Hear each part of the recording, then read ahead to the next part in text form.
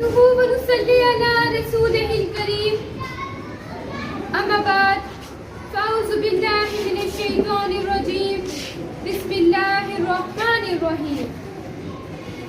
सरफरोशी की तमन्ना अब हमारे दिल में है, सरफरोशी की तमन्ना अब हमारे दिल में है, देखना है जोर कितना बाजुए कातिल में है। Worthy principal, respected teachers and my dear friends, Assalamu alaikum. As you all know, we are gathered here in the memory of our brave fighters. Yes, dear sir, 56 years ago on 6 September 1965, Indians attacked our dear homeland, Pakistan, in the darkness and the silence of night. They attacked Pakistan unwarned and unnoticed. At 3 a.m., Indians crossed the internal frontier of West Pakistan.